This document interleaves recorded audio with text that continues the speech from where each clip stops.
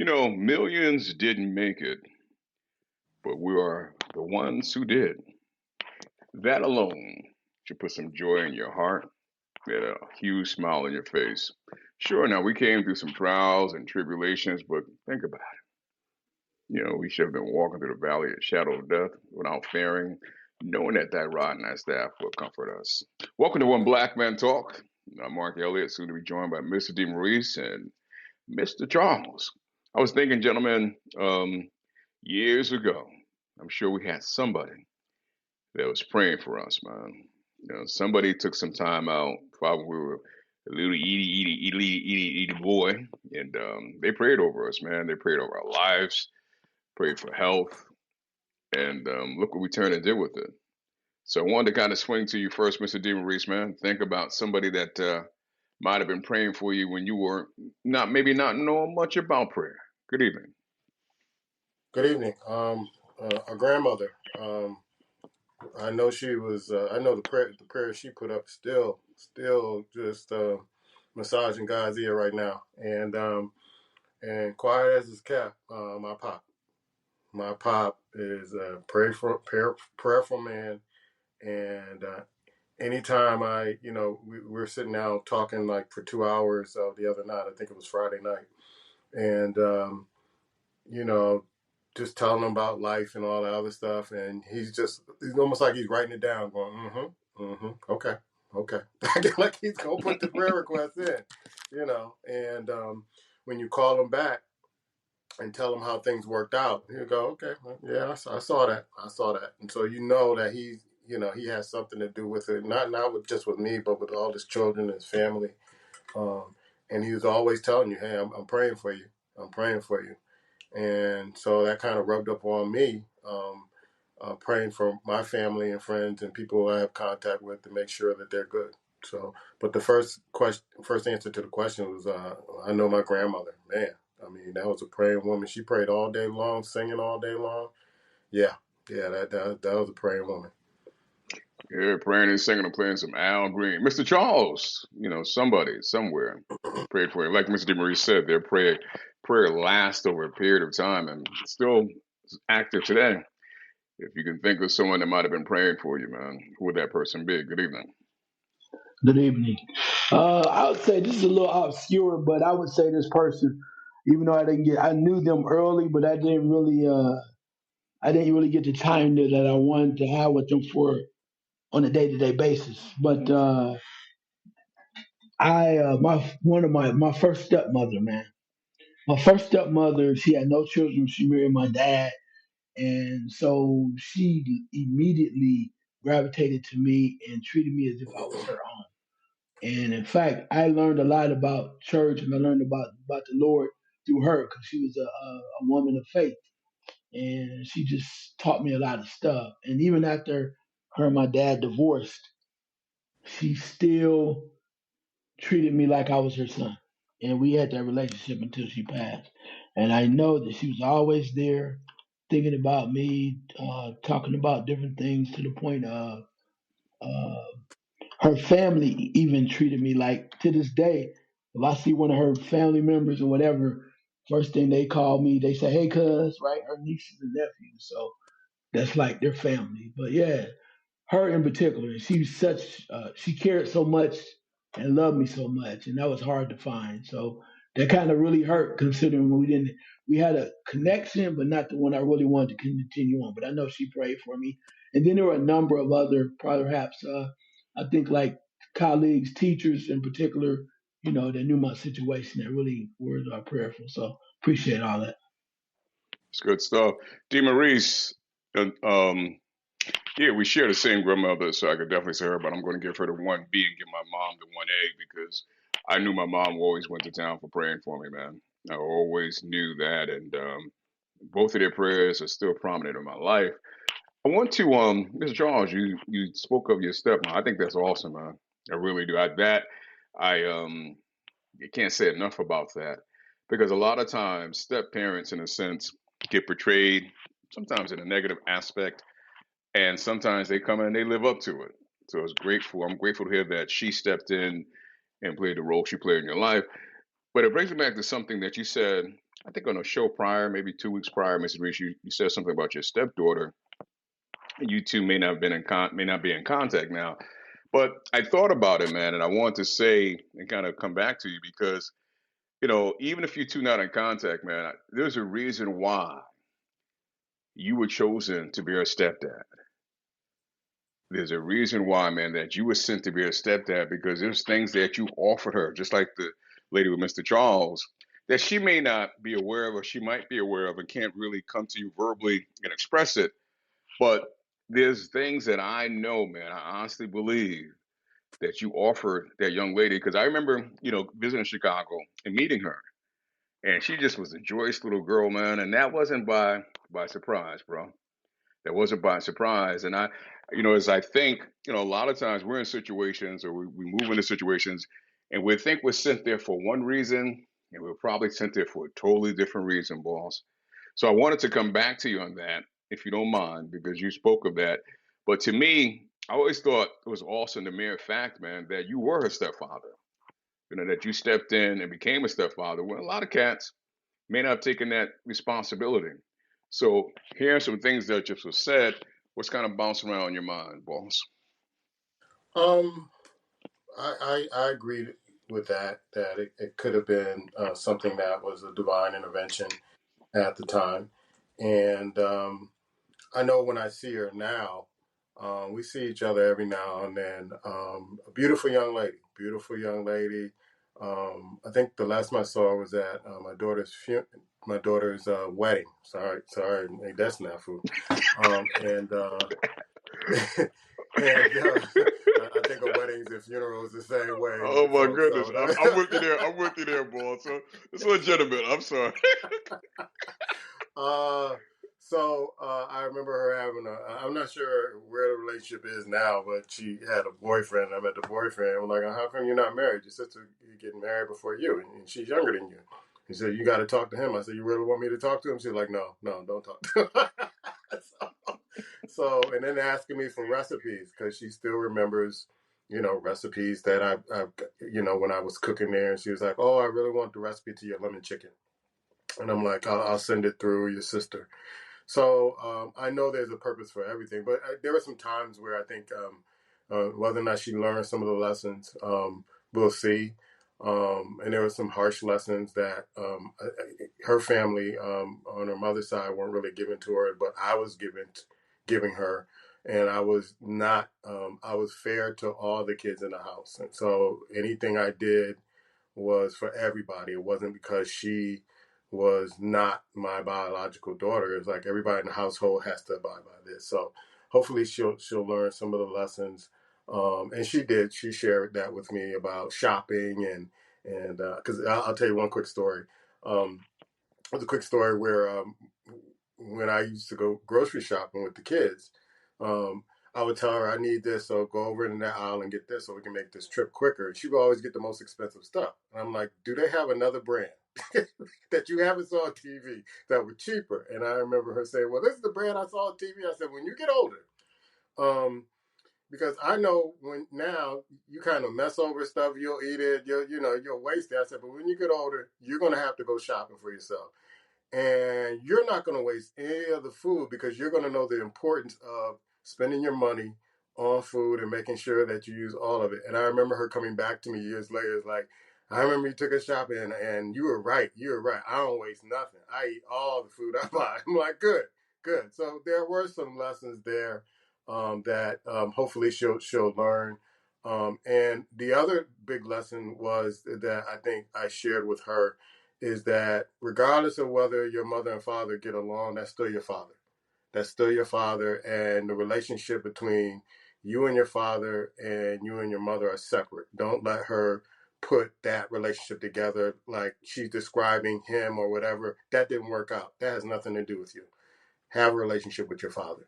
And I hope that was the lesson that she learned the most because I would never tell a child to disregard their father or believe what the other parent is saying about the the other person. But I'm like, that's your dad. That's your dad, regardless of whether I'm here or not. That's your dad, and the relationship you have with him is different than the relationship your mom and dad had. So don't let that interfere with your relationship with him. As I said, man, you were sent there for a reason. Real talk, ladies and gentlemen. It's when black men talk. Mr. Charles, Mr. Reese, and myself, Mark Elliott. We get together once a week, and this is what we have: conversation. Mr. D, not Mr. Reese. I'm sorry, Mr. Charles. You met a gentleman, man, that I'm a big fan of. And in reality, a lot of people look at this cat over the years and just thought, it was goofy, just kind of being out there and, just doing some things. But to me, if you look past his exterior and maybe what you might have thought of him and really listen to the things he said and why he was saying it, this man was dropping knowledge. And I'm speaking of one Don King. And basically, he put out a video shortly after George Foreman passed. And man, he said some heartfelt things, heartfelt things. Now, Don King is Don King. Everything about him ain't going to be pure white and clean. I said that we understand that, but I took one thing out of there that I said, and Mr. Charles, I'm gonna come to you first about this, but before you kind of go into what I'm getting ready to say, if you want to share something, because I know you met the gentleman about meeting him and your thoughts on him, we appreciate it. But he said, have faith in God and work on what you're trying to be, just as you're doing it, it is happening. And that may sound like, yeah, what's he really saying? But think about this. A lot of times we approach something in life and we're trying to get to the finish line. We're trying to get to the goal. And to me, when I hear that, he's saying, and which how it should be, your fate should tell you whatever you're working on, it's already done. Work on knowing that it's done. Stop the frustration. Stop thinking there's roadblocks. Know that it's accomplished and work on it like it's already done. Approach it that way. Your response, Mr. Charles. Yeah, I think for me that when I read that, it's all about evolution, right? It's about a work in progress, if you will. So instead of thinking about the finish line and why is it so hard or do I see any progress, if you believe that it's and you can see literally the progress you're making by the steps that you're taking because you believe in what you're doing, and particularly having the notion of uh, taking that to the Lord and having the faith in God work for you, you can see what he's saying there. So some elegant words, a little maybe confusing for some, but the meaning is there, spot on. I met Don King when I guess got laid off from a job, and he had a situation at a newspaper. We owned a new black newspaper, and he had some openings, and I was in position to possibly be hired by him, so he wanted to interview me, and met him because he was still doing his boxing thing strong, and he wanted to interview me and another guy, and I'm thinking, okay, we'll go to Cleveland. He's like, nah, you need to come where I'm at. So he flew us to Las Vegas for a fight, and I was like, man, that's crazy as heck. Anyway, but I got a chance to watch him. We got there like on Friday. The fight was on Saturday, and you basically got to see behind the scenes everything that he did, from talking to different people from different countries. He talked to some people at the table, might have been six people. He spoke to everybody at that table in their native language, and he was going around talking to people, and you got to see him. And I knew all of the hype with the big hair and stuff that he'd been to prison and all the other stuff, but he was one of the most professional, organized individuals I've seen in business. And I met a lot of people. I've seen a lot of things. I've been around a lot of people. That man was organized. And when we were about to leave, I said, I'm not sure if I want to work with you, but I appreciate the opportunity because it was amazing. I mean, he was top notch. The hotel, I thought my friend and I would share a room. We both had our own separate quarters. He paid for everything except for alcohol. He had a car pick us up. This man knew his business, and I can see why he was successful. Now, some people might still be angry at him because they felt like he shorted them, and that's not my cross to bear. I talked to Buster Douglas about that before, but that's not my cross to bear. But I understand how he's successful in when it comes to business because he knew exactly what the hell he was doing, and there was nobody, not too many people, were more on point in handling their business. There it is. Mrs. Reed, have faith in God and work at what you're trying to be just as you do it, as it is happening. Your response, bro. Yeah. So once you pray about it, believe that it's coming to fruition. It may not be in your time, but it may be in God's time, and God may have the exact time when it should happen. Because I definitely believe in divine delays, where you think certain things should happen as soon as you get up off your knees, but there may be some obstacles in the way that need to be removed before it happens, so that you can get what you need and get what you pray for, and then you have smooth sailing after that. So when it doesn't happen right away, it's not that it's not ever going to happen. It's just in the Creator's time. Yeah, there it is. There it is. There it is. Gentlemen, one of our favorite basketball coaches turned down $10 million. Nah, I don't need it. Don't give it to me.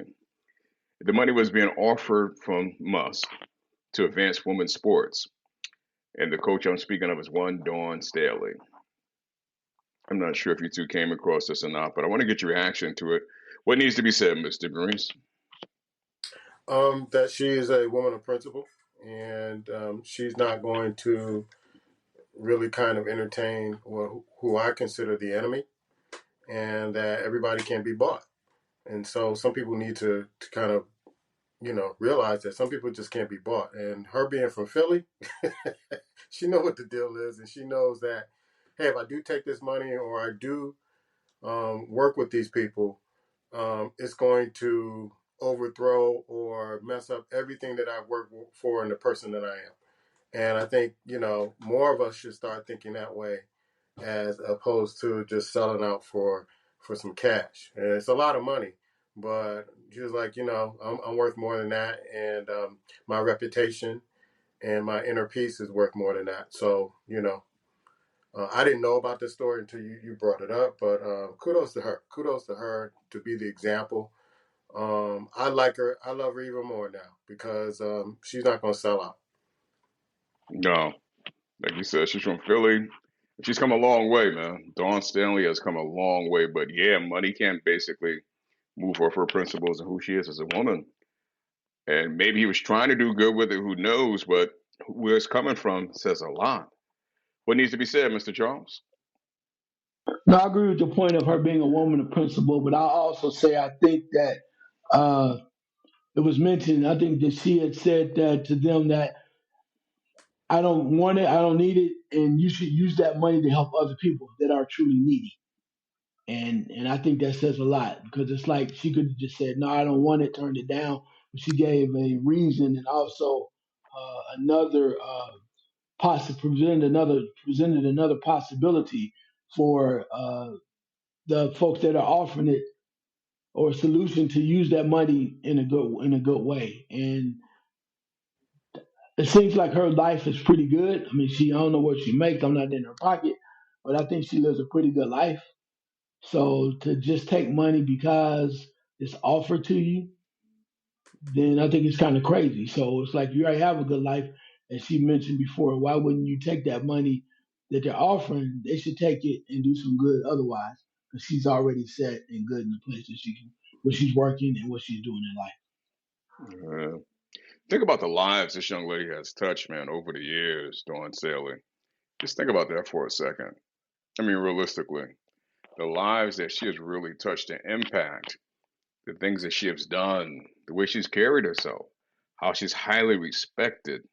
Yeah, I mean, realistically, that's our imprint on the wall right there. Yeah, the way you carry. My mother always spoke of a light that you carry, your personal light that shines, and people should see it even before you open your mouth. They should see what type of light you're carrying, your spirit, your soul.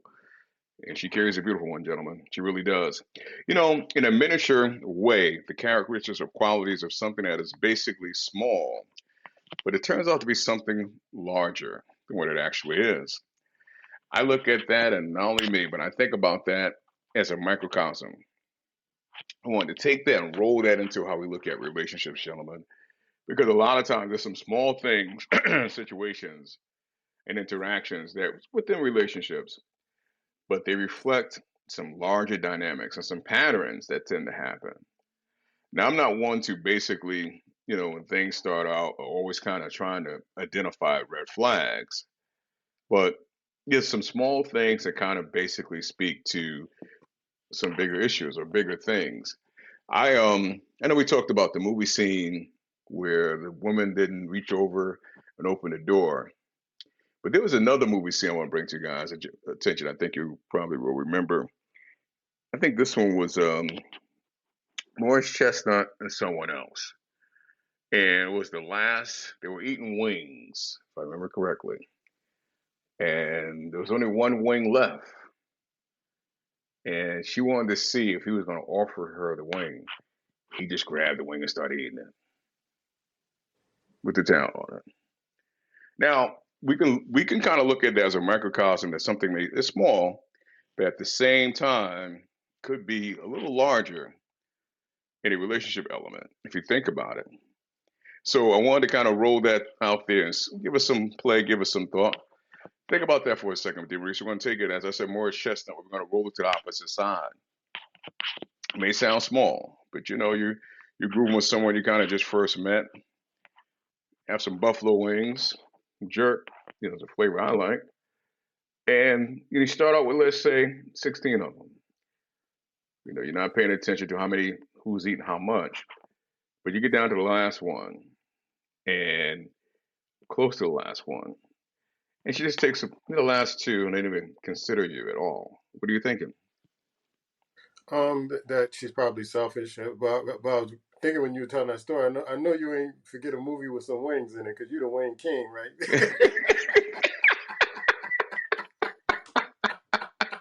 Anything wings, he's on it, baby. Look out. But yeah, there are little litmus tests that you kind of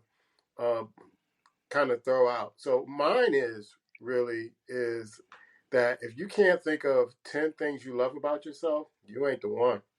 You got to give me a list of 10 things you love about yourself.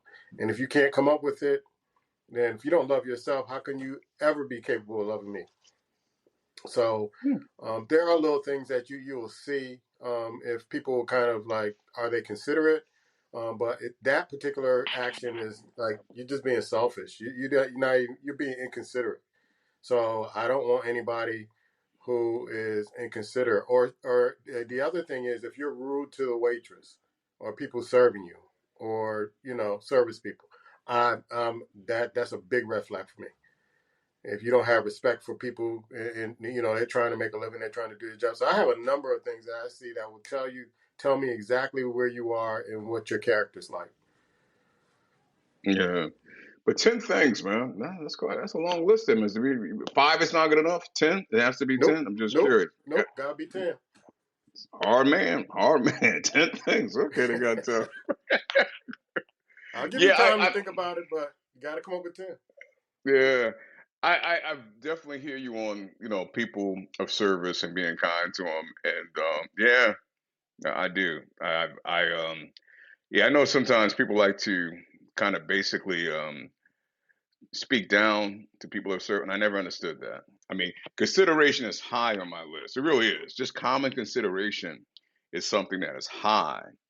And to me, that's not something you should pick and choose to give to who you want to give it to. It should just be there all the time. It should be like 7-Eleven. It should always be open common consideration. And when you kind of shuffle to decide who gets it, whatever, to me, it says a lot about you. It says a lot about you because you're looking for a status. You're looking for some type of symbol to determine who gets it, who doesn't. And we're all like our children. We all are his children. So it's not like I can pick and choose, okay, that person. No, I mean, common courtesy. It doesn't cost you anything. It really doesn't cost you anything. So yeah, that one's huge with me. Mr. Charles, what do you think of basically, giving the same example of the wings? You here again, you start off with 16, you wind them down, and you're not paying attention, but you get down to the last two, and you realize, it could be a thought to say, well, you want this or whatever, or share whatever, but no question is asked and it's consumed by her. How you left feeling? That she's very selfish as well, but also from the standpoint that she's a person that perhaps takes people for granted, Mm. right? Yeah. So without any thinking about it too, it's just what I do and they take it for granted. and not think about the other person, which means they either have expectations that they should get what they want, or you should just do it because. So yeah, definitely from that standpoint, I think that's selfish, but also take it for granted. Well, hell, the day there, you didn't get them, and if you want them, you'd have got them. You'd have reached out and got them, right? That's that mindset, and depending on who they've been connected with before, that's how it works. I know there was some other things too. Like for me, instance, like if you go on a date with somebody, even if you're hanging out with them, if it's a casual date or a friend, and you go out with that person, hang out doing stuff for like 5, 6 times, and as a male, you pay because that's the way it's supposed to be. But if nothing else is moving forward, or we just hanging out after day 6, you're supposed to ante up and go, look, do you want me to add something or at least offer? Because we just friends. You need to split that damn bill. Anyway, I'm just saying. I'm gonna tell you, Mr. Charles, you good, bro. I don't make it to 6. I never made it to 6. I'm telling you. By the second or the third time, you got it's on you. It's on you. I'm serious. We're not going past the second or third time. We're not doing it. We're just not doing it. It's just not going to be a pattern to where at least an offer, at least an offer. I mean, there's at least there's got to be an offer, man. There's got to be first, second time. It's funny how when people talk a conversation, have things pop in your head. I mean, years ago, this young lady and I were just kind of basically casually seeing each other for the most part, and we haven't really went out too much for the most part and eating out. But I was at work one night at the radio station. I was engineering this show for the most part. So she called me, and she lived home with her parents. So she called me. She said, "Hey, when you get off, won't you bring a pizza by?" Hmm. I said, "Well, I'm gonna bring a pizza by to your mom and daddy's house." Well, I feel like pizza. That's great. I said, "We can meet out for pizza." But why am I going to bring a pizza bar to your mom and daddy? So you mean to tell me, I'm asking you again, I'm not meaning to tell you anything. I'm asking you, why would I get off for work? Dominoes written across my car or something? Why would I go for work and basically you bring a pizza to your mom and daddy house?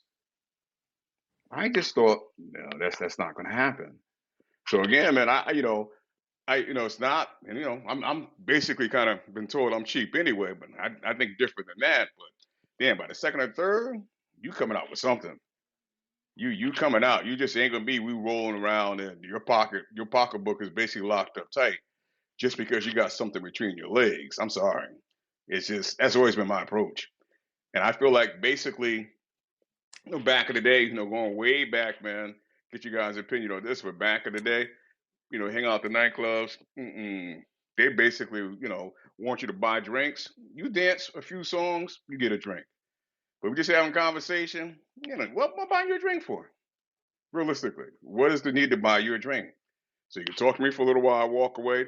Another bum walk up, he buys you a drink. You go home basically sauteed, and you ain't spending no money. Nah, they didn't think of that. Didn't think of it at all. I'm going to go to some key elements of relationships and talk about some of the behavior parts, basically. And I think sometimes, subconsciously, people are looking at your strengths and your weaknesses. And basically, once they latch on, what are your streaks? I mean, what are your strengths and your weaknesses, Mr. Charles? They kind of approach it from there. And I think that's where sometimes the dynamic of a power struggle comes in. Because if they sense you're weak in an area, they will kind of step up and try to basically exploit that area. And to me, I hate to kind of say this, but it's almost like their nature. Your opinion. Yeah, I think some people, particularly when you think about men, are supposed to be the more the alpha. This will be the leaders, and women may first come back and go, "I'm gonna see what he's gonna do." And if they see you're not doing certain things, then they might take the reins and run with them, or not so much take the reins and run with them, but they will use that to manipulate. And what that means is, like for instance, if you're supposed to be dating somebody and you're just an easygoing person and you have this understanding that you're supposed to be seeing this person, you're supposed to be working on something, and you don't say anything, but you notice that this person's not available a lot, and it's only available when it's convenient for them. which means they're not valuing your time. If you don't say anything, they're just gonna keep doing that to you. And you might even be to a point where you say, we're dating and you're my girl, whatever, but I don't get to see you. It's like you break in case of emergency boyfriend. You break the glass when they want to see you. But stuff like that goes a long way. But I agree with that. It's all about a person has to understand. I think sometimes we as men, we become, or we sometimes, some of us are vulnerable because we want something. We want it to work. So we're willing to uh, give a little leeway than normal. But you have to, after a while, you have to say to yourself, if you don't say anything, if you don't take the initiative to make it a person aware, they're going to mostly use that against you, and they're going to keep using you because you didn't say anything. And then it's going to go well. And that, then I think that comes back to the point when you do address it, and it goes, you had a problem, you should say something. You're like, well, you didn't say anything, so I thought it was okay to use that against me. Anyway, I could go on forever on that. That's cool. No, you're right there, man. But that's the weakness because realistically, if you're not stepping up and saying anything, they take it that yeah, I can get away with this. Again, Mr. Maurice, the nature, the nature, and they'll act like it's not, but we don't make this stuff up. Your reaction to it. I agree exactly what Charles says. Sometimes your kindness is used for weakness a lot of the times. That you being considerate and kind, not a lot of people are like that. So people tend to get taken advantage of when they're kind and considerate and they're polite and they've been raised the right way. And other folks say, you know what, I can take advantage of this. I can get what I want. I once had a ex girlfriend who told me, I told her, I was like, it seems like I'm sacrificing a lot, and it seems like I'm not getting anything out of it, and I kind of have that kind of personality do that. And she was like, that's why I like you so much. And I'm like, whoa, this is not this is not a good situation to be in, where you already recognize that, and you're good with that. You're good with that, and you're not sacrificing or trying to give more than what you're giving now. That was a big red flag for me. And a lot of people are like that. They see that your kindness is kind of a weakness of yours, and that you'll bend over backwards for folks, and they don't have to do much, so they won't do much. And until you bring it to their attention, sometimes people will step in line, but other people will go, well, I got you, and blah blah blah, and they'll let it keep going on and ride that wave until you get tired of it. So yeah. Yeah, I've thought about something as you were speaking. I've heard guys say this before. She put me in the friend zone. How does that happen? Mm-mm, mm-mm. How does that? I'm just how does that happen where she put you in the friend zone? That's not where you want to be. It's like getting put in timeout. You don't choose not to be there. What is behind that, Mr. Maurice? I think they're hoping and wishing and praying that one day she'll come to her senses, and then it's like, you know what? I've been wrong all this time. Let's just make a go of this. And that's it's like I was telling my son or some younger guys there. It's like women got a coochie bank where you put coupons in the coochie bank, and then one day they say, I'm gonna use these coupons, and yeah, you can have it. And I'm like, don't rely on that. Don't rely on that. So I think some men, they want this woman so bad that any kind of role that they can play in a woman's life, they're good with the hopes that one day that she will come to her senses. And I've seen so many men fall victim of that, and I wrote it in my book, like, get out the friend zone, go date somebody else, and to see whether or not she moves on it or not. Because usually the friend zone is a place where women put men that, they want to get all the advantages of being in a relationship, but they don't want to give anything in a relationship. So once they find a simp or a guy that's willing to do that, oh, they're gonna talk about the guys that did them wrong and all that other stuff. And you're such a good friend, and can you come over here and take me out and console me and all that stuff. And it's like, no, dude, that's a losing game. Don't do that. Don't put yourself in that position. If she makes it clear that she doesn't want a relationship with you, Go to somebody else, leave it alone. Don't put yourself in the position of being that friend that's going to be there when she needs it the most. Let her know that, hey, I was interested, and since you're not interested, the game is over. I'm not putting anything else into this relationship. We're associates, we're not friends. Because usually what happens, and a lot of guys need to hear this, you're a friend to her, but she's not a friend to you. She's not going to reciprocate all the stuff that you're giving her. So she's not going to be a friend to you. She's not. And so she just wants you as a backup sometimes, if any, if she's going to use it, to say that she's not going to be lonely and she'll always have a guy there for attention. But it's nothing about you. It's you're not going to benefit from that whatsoever.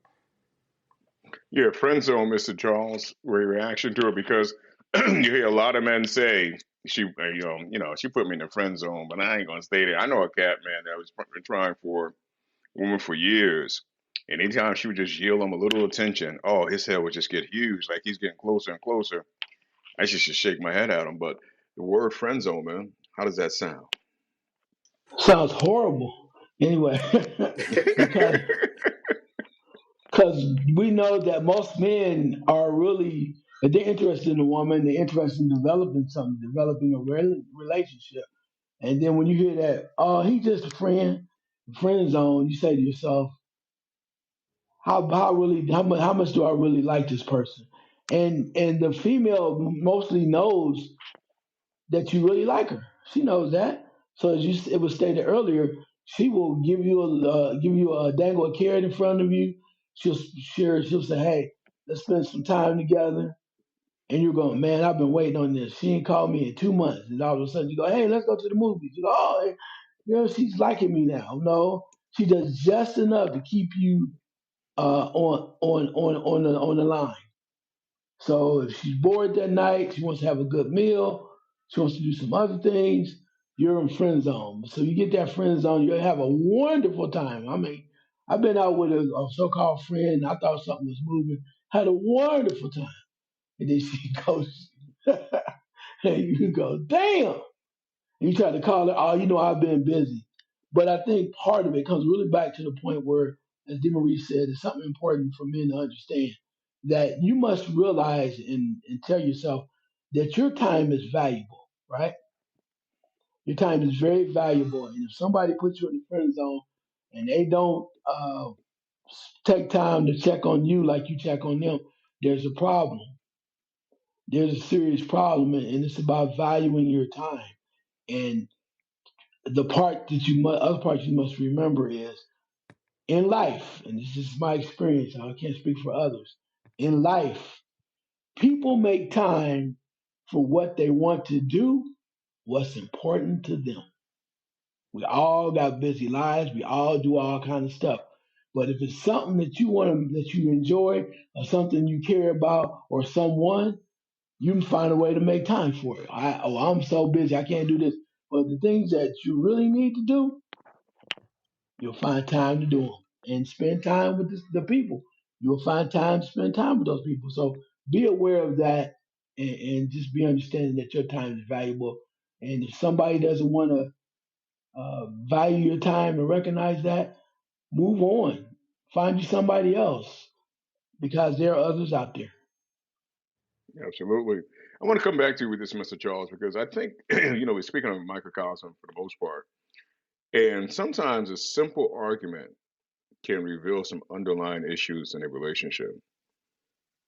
A simple argument. I'm not saying a blowout. But to me, how can a simple argument reveal some underlying issues that are being plagued in this relationship? Well, the one thing that I think about, and it's not just one person, this is kind of a pattern for some, is the factor when uh, you're talking to a lady or a woman about some things, and then all of a sudden they act a certain kind of way, and then you don't get it. But then once you peel back the onion and realize what's going on, that it might be abandonment issues when it comes to their father. They never really had a dad in their lives. And if you have an issue where you're like, "Hey, I think we had a little small argument. I think we need to go ahead and just take a break, or whatever." And they, "What you mean take a break? You abandoned me? You leaving me?" It's like, oh my God, I just said I need a day. I need a few hours. I don't feel like discussing what you're talking about. But you can just tell there's certain things like that. It's almost like a trigger or something. Or you'll have a woman that, for instance, may come off as she's really mean and angry and always combative.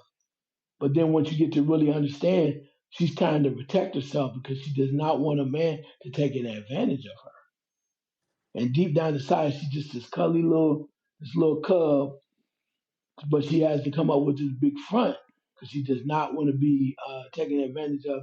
Perhaps in the past, perhaps she's had some dealings, so she has to come off like a monster until she feels she's comfortable with somebody she can trust. Yeah, I'm with that, and I totally get that. But I wanted to, Mr. DeMaurice, because just kind of going on what Mr. Charles says. You know, the ironic thing about that is that a lot of times you're getting faced with what you didn't create. You're getting faced with, like Mr. Charles said, she might have had some stuff that went on with a past person, and it's like now you're up against it, and you got a choice to make. You want to deal with this? You want to ride this out till it gets better? And chances are, I'm not trying to be mean, it won't get better because they're not taking the steps to make it better. So it's one of those things where, again, you're paying the debt for withdrawal you didn't make, your response. Yeah, if it hadn't gotten better when you step on the scene, I would step away because that's stuff that should have been dealt with, should have been handled before that person steps into another relationship because they're carrying a lot of baggage. And I've learned a long time ago, I'm not carrying somebody else's baggage. I'm not taking the blame for anything that happened to you before I stepped on the scene because I know how that feels. I've done that before. I thought I was the guy that could, help change, and no, it's not going to happen. So if, you know, like Mr. Charles said, your time is valuable. Your time is valuable. Your meat is valuable. Your money, your energy, your attention, your time is valuable. So don't waste it because what you're going to do is that person's going to convince you that you are helping out and yet you are like the savior that they've been waiting for. And they haven't changed anything.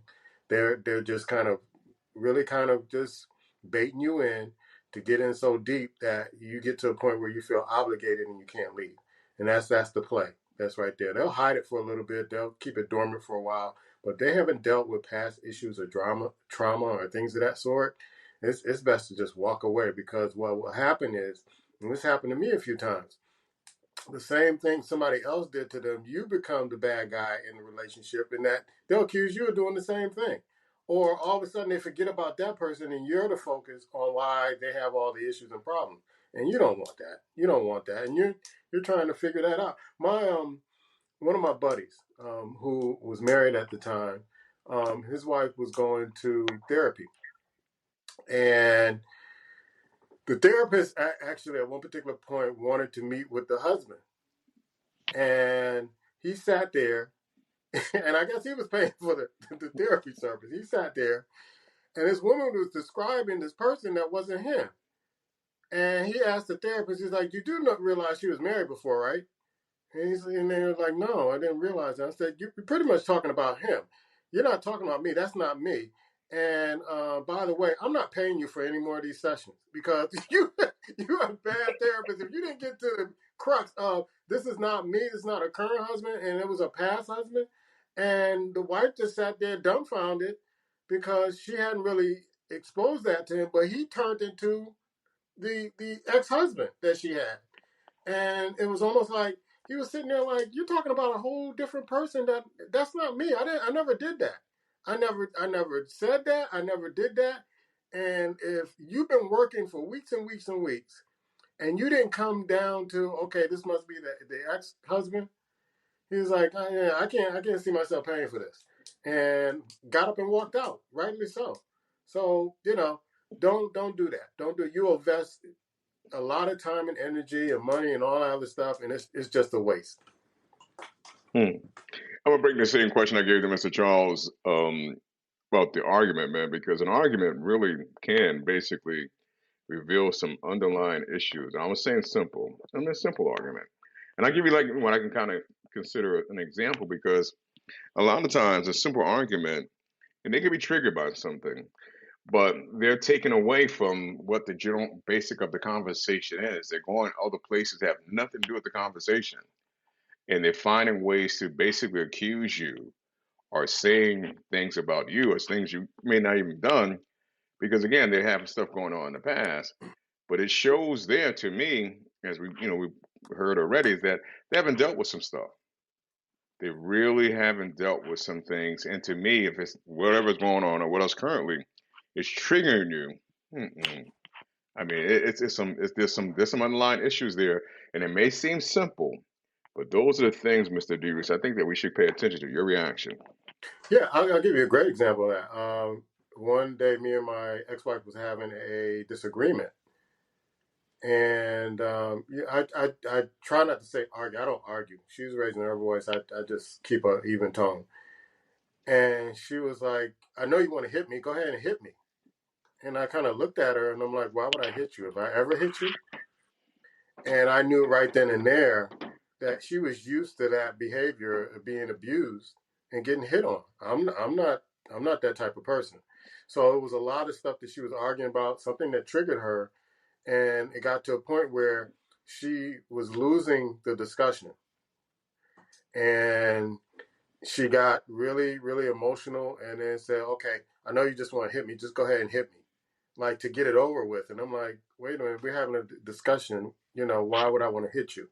A lot of trauma there, a lot of trauma there, and I knew right from there that I had to get out of that situation because it's like things weren't resolved before I got there, and she's not working on resolving it now. So she just carried a lot of stuff that she dealt with in past relationships right into ours, and it had nothing to do with me, and there was no fixing it on my part. Yeah. Mr. Charles, you got a question for us this week, sir? Yeah, my question is, considering all that's going on with the DEI and all these notions, do you think people really understand what's behind that? Uh, the premise of what's going on and what's happening and what they think is happening. Do you think people truly understand DEI? Those that care, yeah, yes, I'll say yes. For those that really are locked in and that care, yeah, I believe they do. I think there's a big part of the population that has basically tuned out, man. For whatever reason, they tuned out.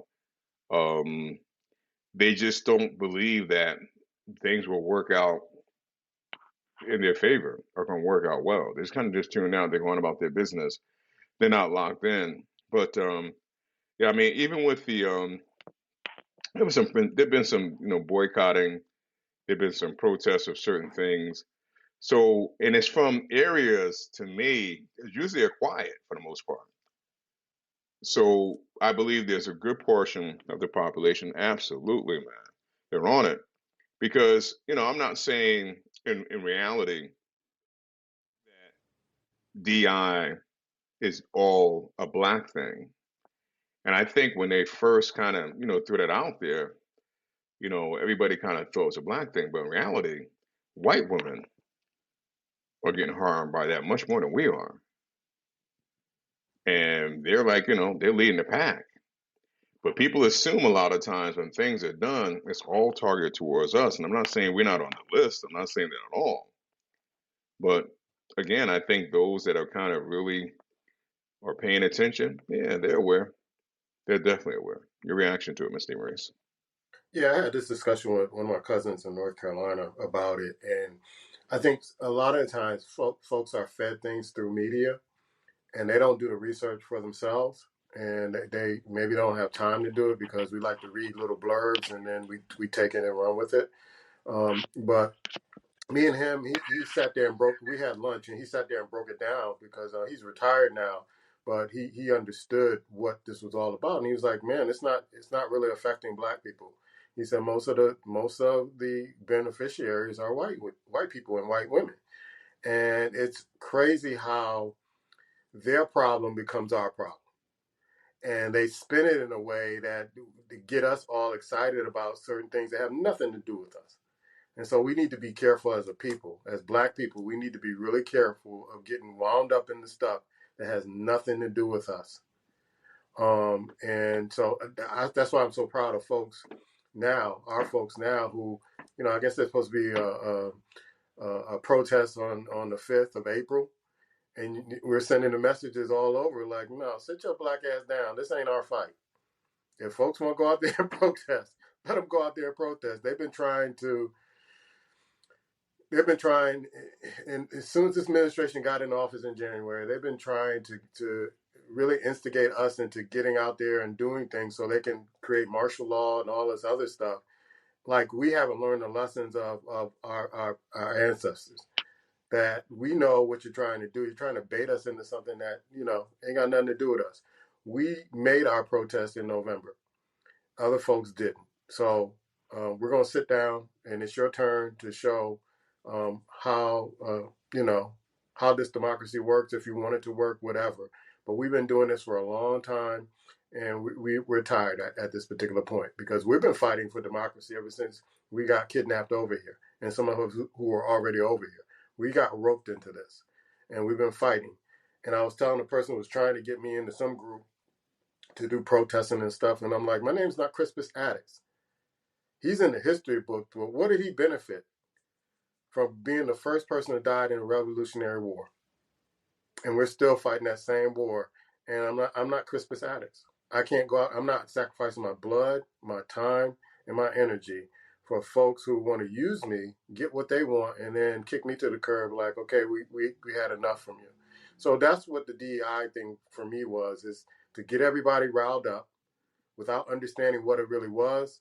And we got riled up. We were on there. Oh, they cut DEI, blah, blah, blah, blah, blah. It had nothing to do with us. We like 4% of us are benefit from that. And the folks who benefit from it just stirred it up, and we ran right behind them, and we hadn't done our research. And then I'm glad that some people pointed it out, that it's not benefiting us, and we have nothing to do with it. Even though you want to protest in stores, that's fine. But we really need to wake up, and a lot of us are, and really do our own research to see what benefits us and what doesn't, and not get riled up into things that have nothing to do with us. Yeah, there it is right there. There it is. Your response, Mr. Charles. Yeah, I agree. I think there's some people that understand it. Other people are clueless, so like you said, they don't really care. But I do think that it's important to really understand what's behind it, what's going on with it, and if whether or not it does affect you. Like, I know a lot of people were, of people of color were in the uproar because they heard about certain programs being discontinued, or they taking stuff off a wall. But what we need to understand is that the history is still a history, right? So if you don't put something up during February, that should not stop you from sharing history and acknowledging what our history, our Black history, is all the time, not just February anyway. But I think that people need to understand that. You need to also understand the premise behind what has happened with the whole DEI concept, and it's just an opinion, but the administration, current administration, has made it known that they want to become the most famous, or the most known as the most famous administration, to make the most changes in the first 100 days of the administration, and they said that. So some of the stuff is crazy and quirky. Look at all the stuff we're doing. Some stuff is outlandish, but they wanted it to be said in the history books. Look at me. Look at what we done in the first 100 days. The presidency is more than 100 days, but it's just the whole point of it, of all that. So I don't know, but I think it's just important to recognize that and see what's what. But we also need, as people, need to realize, and the one thing we don't really talk about, but I think it should be known, that for everybody that talked about, oh, I'm so sick and I'm sad with having the Kamala, she didn't get elected, but realize two things. One thing, most importantly, she was set up to fail. They gave her 100 days after Biden let her know he wasn't going to do this, run for president. So you had a 100 days to run for president, and you're supposed to change people's minds that clearly don't know her, don't like her, whatever. she didn't have a chance in hell. But because of who she was and what she tried to do it, she took the shot on and she tried. But there's no way in hell she was gonna win. It was only 100 days to try to pursue that office. You know, one thing I've seen and I thought about, you know, we act like executive orders just came into existence 3 or 4 months ago. I remember when Obama was president. Like he's afraid to do executive orders. Realistically, and I'm not trying to pick on. I noticed that back then. So I can't be but so angry at somebody that takes the tool to do something that any other president could have been doing. Biden, you could have wrote many a president. You could have wrote many executive orders. But you guys sat around and I mean, I'll be honest and act like chumps.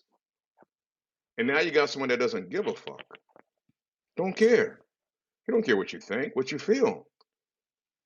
I mean, that's what he decides he wants to do. You know what? Mm-mm. But that's the thing that I mean, to me, I find to be real strange. Real strange. They could have done the same thing, but you was too concerned about what people are going to say about you, what they're going to think about you. So guess what? He doesn't care. Your question, Mr. DeMaurice. Yeah. Question is, are women realizing the tide has changed? And I mean, with dating, how men are thinking, how men are kind of moving right now. And if you will, give me a percentage of the women who have realized this, your percentage, your kind of guesstimation of the women who kind of woken up and realized, okay, the tide is changing. I need to make some changes. Well, I'm gonna put that in a two-part question because the way you said it, to me, I can make two questions out of it. I'm gonna say 80% realize it's changed, but they knew it's changed, bro. But they're not changing with it.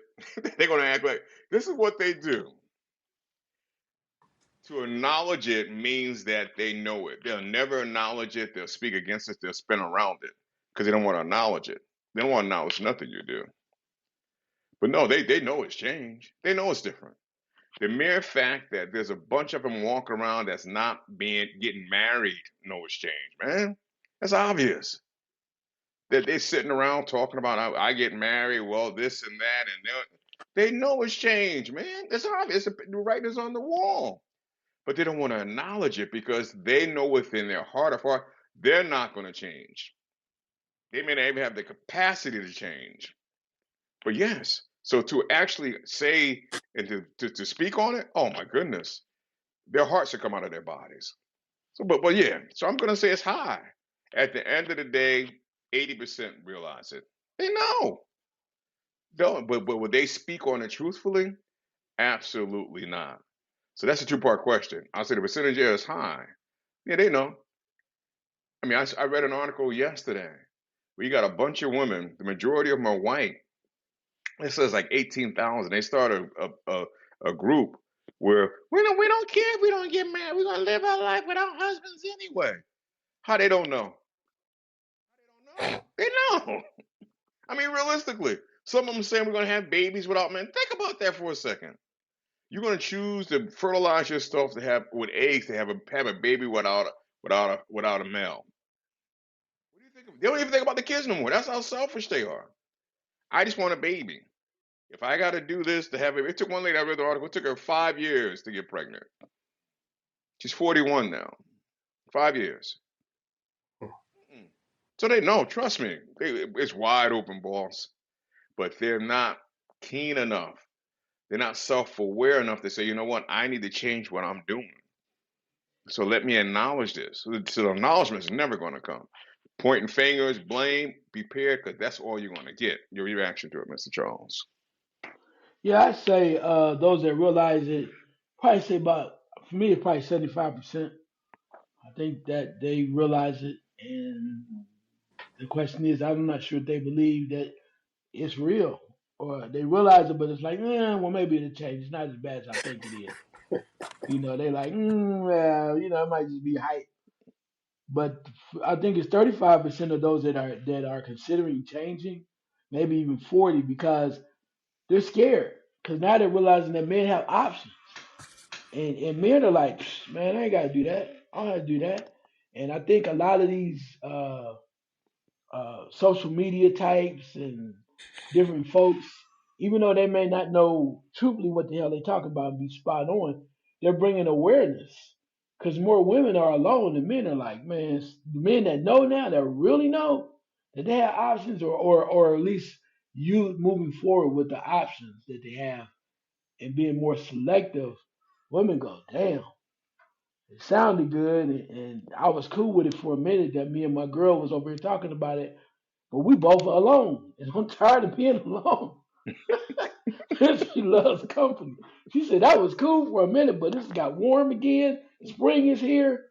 She want to put her toes out, walk around, and be cute, and ain't nobody paying attention. You like, damn, what am I doing wrong? You know, shit. Hey man, men like what? Hey, I'm just saying. You better catch on quick, cause once you get like I said, it ain't no fun when a rapper got the gun. Yeah. Mm. Yeah, the gun is loaded. You're responsible. Don't know where to point this thing. Yeah.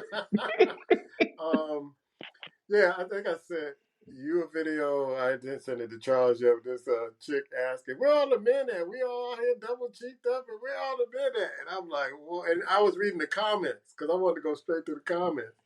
And one of the guys said, you ran them away. Y'all ran them away. Like, y'all acting like men. Y'all trying to be aggressive. You're not feminine, all this other stuff. I would go around 60%. But it's weird when you put the mirror up to them. It's like Dracula, putting the cross in front of them. It's like they're repelling against all this, and they're rebelling because that's all they know, and it's hard to get them to change and realize that the tide has really changed. And you got some women who make videos and like, okay, I get it, and I was on the wrong side, but I'm looking, and I see the error of my ways. I don't know if that's true or not. We'll see, but it's just kind of funny when all the arguments that they make and you see these videos, or if you see somebody in person and you just shut down the arguments and they have nothing else to come back with. It's just hilarious to see folks making women accountable for all the stuff they did over the years that they were getting away with, and they realizing that we can't get away with this anymore. Yeah. Yeah, the tide is definitely turned, man. The tide is definitely turned. Yeah, excuse me. I don't think it's going to turn back. I don't think it's going back, man, because in reality, one of the underlying things that's going on here, men have realized we don't have to have you in our lives. We don't. There's nothing to say we have to have you. It's okay to be by yourself. And for them, that's a scary thought, man. Like Mr. Charles said, they want to put the dress on. More than that, they want someone to take the bed, bro. I don't care if it's just to hold somebody. It ain't nobody there. There ain't nobody there. You can't hug your Lexus. You can't hug your Tulsa. And there's nobody there. At least not consistently. He may come to every now and then and take care of a need, but on a nightly basis, there's nobody there. Gentlemen, we get together in 6 or 7 days, do it again. It's when Black Men Talk. Mr. Tim Reese, Mr. Charles, Mark Elliott. You know God loves you. Come on now. Who else loves you? Talk to you soon.